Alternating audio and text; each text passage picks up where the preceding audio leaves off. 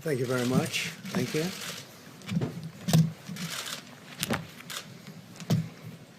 Good evening. I'd like to provide the American people with an update on our efforts to protect the integrity of our very important 2020 election.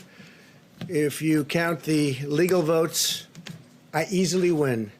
If you count the illegal votes, they can try to steal the election from us. If you count the votes that came in late, we're looking at them very strongly, but a lot of votes came in late. I've already decisively won many critical states, including massive victories in Florida, Iowa, Indiana, Ohio. To name just a few, we won these and many other victories despite historic election interference from big media, big money, and big tech. As everybody saw, we won by historic numbers. And the pollsters got it knowingly wrong. They got it knowingly wrong. We had polls that were so ridiculous, and everybody knew it at the time. There was no blue wave that they predicted. They thought there was going to be a big blue wave. That was false. It was done for suppression reasons. But instead, there was a big red wave. And it's been properly acknowledged, actually, by the media. They were, I think, very impressed. But that was after the fact. That doesn't do us any good. We kept the Senate despite having twice as many seats to defend as Democrats, and in a really much more competitive states, we did a fantastic job with the Senate. I think we're very proud of what's happened there. We had many more seats to defend. They spent almost $200 million on Senate races in South Carolina and Kentucky alone, 2 races, and hundreds of millions of dollars overall against us. At the national level, our opponents' major donors were Wall Street bankers and special interests. Our major donors were police officers, farmers, everyday citizens. Yet for the first time ever, we lost 0 races in the House. I was talking to Kevin McCarthy today. He said he couldn't believe it. 0 races. Very unusual thing, 0. And actually won many new seats with, I think, many more on the way. This was also the year of the Republican woman. More Republican women were elected to Congress than ever before. That's a great achievement. I won the largest share of non-white voters of any Republican in 60 years, including historic numbers of Latino, African American, Asian American, and Native American voters, the largest ever in our history. We grew our party by 4 million voters, the greatest turnout in Republican Party history. Democrats are the party of the big donors, the big media, the big tech, it seems, and Republicans have become the party of the American worker, and that's what's happened. And we're also, I believe, the party of inclusion. As everyone now recognizes, media polling was election interference in the truest sense of that word, by powerful special interests. These really phony polls, I have to call them phony polls, fake polls, were designed to keep our voters at home, create the illusion of momentum for Mr. Biden, and diminish Republicans' ability to raise funds. They were what's called suppression polls. Everyone knows that now. And it's never been used to the extent that it's been used on this last election. To highlight just a few examples, the day before election, Quinnipiac, which was wrong on every occasion that I know of, had Joe Biden up by 5 points in Florida, and they were off by 8.4 points, and I won Florida easily. So they had me losing Florida by a lot, and I ended up winning Florida by a lot. Other than that, they were very accurate. They had him up 4 points in Ohio, and they were off by 12.2 points. And I also won Ohio, great state of Ohio, very easily. The Washington Post said Biden up 17 points in Wisconsin, and it was basically even. They were off by about 17 points. And they knew that. They're not stupid people. They knew that. Suppression. There are now only a few states yet to be decided in the presidential race. The voting apparatus of those states are run in all cases by Democrats. We were winning in all the key locations by a lot, actually. And then our numbers started miraculously getting whittled away in secret, and they wouldn't allow legally permissible observers. We went to court in a couple of instances, and we were able to get the observers put in. And when the observers got there, they wanted them 60, 70 feet away, 80 feet, 100 feet away, or outside the building to observe people inside the building. And we won a case, a big case, and we have others happening. There are lots of litigation, even beyond our litigation. There's tremendous amount of litigation generally because of how unfair this process was. And I predicted that. I've been talking about mail-in voting for a long time. It's really destroyed our system. It's a corrupt system, and it makes people corrupt even if they aren't by nature. But they become corrupt. It's too easy. They want to find out how many votes they need, and then they seem to be able to find them. They wait, and then they find them. And you see that on election night. We were ahead in vote in North Carolina by a lot, tremendous number of votes. And we're still ahead by a lot, but not as many, because they're finding ballots all of a sudden. Oh, we have some mail-in ballots. It's amazing how those mail-in ballots are so one-sided, too. I know that it's supposed to be to the advantage of the Democrats, but in all cases, they're so one-sided. We were up by nearly 700,000 votes in Pennsylvania. I won Pennsylvania by a lot, and that gets whittled down to, I think they said now we're up by 90,000 votes, and they'll keep coming and coming and coming. They find them all over. And they don't want us to have any observers, although we won a court case. The judge said you have to have observers. Likewise in Georgia, and they're appealing. Actually, they're appealing. We won a case that we want people to watch, and we want observers, and they're actually appealing, which is sort of interesting. I wonder why they'd appeal, that all we want to do is have people watch as they do the vote tabulations. Likewise in Georgia, I won by a lot, with a lead of over getting close to 300,000 votes on election night in Georgia. And by the way, got whittled down. And now it's getting to be to a point where I'll go from winning by a lot to perhaps being even down a little bit. In Georgia, a pipe burst in a faraway location, totally unrelated to the location of what was happening. And they stopped counting for 4 hours. And a lot of things happened. The election apparatus in Georgia is run by Democrats. We also had margins of 300,000 in Michigan. We're way up in Michigan, won the state. And in Wisconsin, we did likewise fantastically well. And that got whittled down. In every case, they got whittled down. Today, we're on track to win Arizona. We only need to carry, I guess, 55% of the remaining vote, 55% margins, and that's a margin that we've significantly exceeded, so we'll see what happens with that, but we're on track to do okay in Arizona.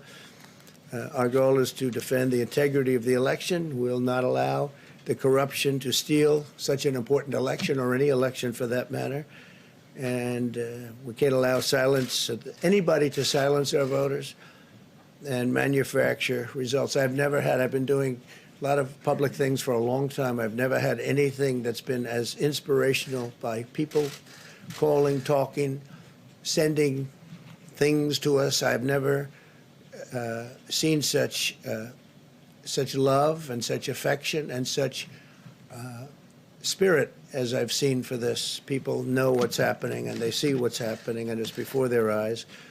And there are many instances which will be reported very shortly. There's tremendous litigation going on, and this is a case where they're trying to steal an election.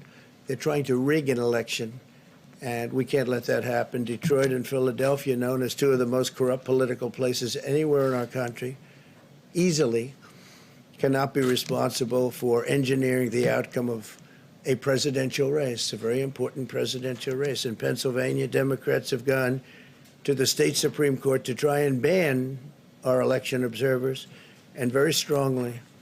Now, we won the case, but they're going forward. They don't want anybody in there. They don't want anybody watching them as they count the ballots.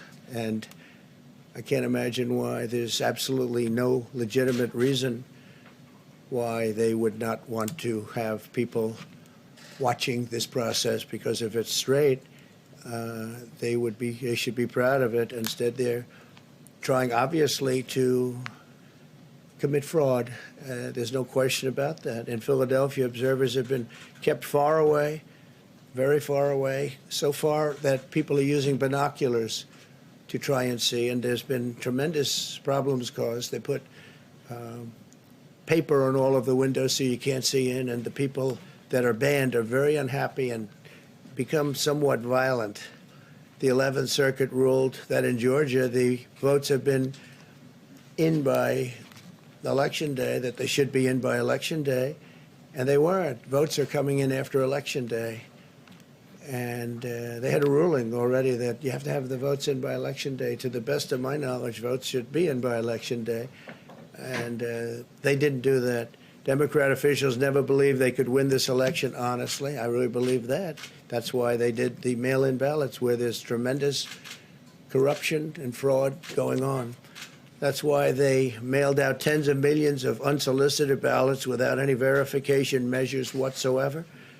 And I've told everybody that these things would happen because I've seen it happen. I watched a lot of different elections before they decided to go with this big, massive election with tens of millions of ballots going out to everybody, in many cases totally unsolicited. This was unprecedented in American history. This was by design, despite years of claiming to care about the election security. They refused to include any requirement to verify signatures, identities, or even determine whether they're eligible or ineligible to vote. People are walking in there. They have no idea. They're just taking numbers. They're writing down things, the workers, and doing a lot of bad things. And we have a lot of information coming and litigation that you'll see that will shake even you people up. And you've seen it all. The officials overseeing the counting in Pennsylvania and other key states are all part of a corrupt Democrat machine that you've written about, and for a long time you've been writing about the corrupt Democrat machine. I went to school there, and I know a lot about it. It hasn't changed. It's a long time ago, and hasn't changed. It's gotten worse. In Pennsylvania, partisan Democrats have allowed ballots in the state to be received 3 days after the election, and we think much more than that. And they're counting those without even postmarks or any identification whatsoever. So you don't have postmarks, you don't have identification.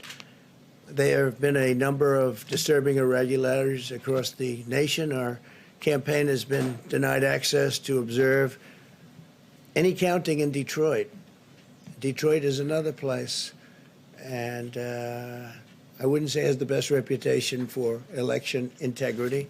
Poll workers in Michigan were duplicating ballots, but when our observers attempted to challenge the activity, those poll workers jumped in front of the volunteers to block their view so that they couldn't see what they were doing. And it became a little bit dangerous. One major hub for counting ballots in Detroit covered up the windows again with large pieces of cardboard, and so they wanted to protect and block the counting area. They didn't want anybody seeing the counting, even though these were observers who were legal observers that were supposed to be there. In Detroit, there were hours of unexplained delay in delivering many of the votes for counting. The final batch did not arrive until 4 in the morning, and even though the polls closed at 8 o'clock. So they brought it in, and the batches came in, and nobody knew where they came from. We've also been denied access to observe in critical places in Georgia. In multiple swing states, counting was halted for hours and hours on election night, with results withheld from major Democrat-run locations only to appear later. And they suddenly appeared, and they all had the name Biden on them, or just about all. I think almost all. They all had the name Biden on them, which is a little strange. I challenge Joe and every Democrat to clarify that they only want legal votes, because they talk about votes, and I think they should use the word legal votes. We want every legal vote counted, and I want every legal vote counted. We want openness and transparency, no secret count rooms, no mystery ballots, no illegal votes being cast after Election Day. you have election day, and the laws are very strong on that. You have an election day, and they don't want votes cast after election day, and they want the process to be an honest one. It's so important. We want an honest election, and we want an honest count, and we want honest people working back there because it's a very important job. So that's the way this country is going to win. That's the way the United States will win, and we think we will win the election very easily. We think there's going to be a lot of litigation because we have so much evidence, so much proof, and it's going to end up perhaps at the highest court in the land. We'll see. But we think there'll be a lot of litigation because we can't have an election stolen like this. And I tell you, I have been talking about this for many months with all of you, and I've said very strongly that mail-in ballots are going to end up being a disaster. Small elections were a disaster. Small, very easy to handle elections were disastrous.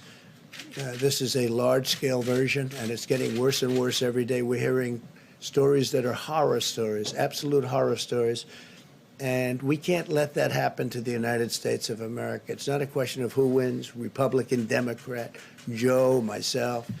We can't let that happen to our country. We can't be disgraced by having something like this happen. So it will be hopefully cleared up, maybe soon, I hope soon, but it'll probably go through a process, a legal process. And as you know, I've claimed certain states, and he's claiming states, and we can both claim the states, but ultimately I have a feeling judges are going to have to rule. But there's been a lot of shenanigans, and we can't stand for that in our country. Thank you very much. Are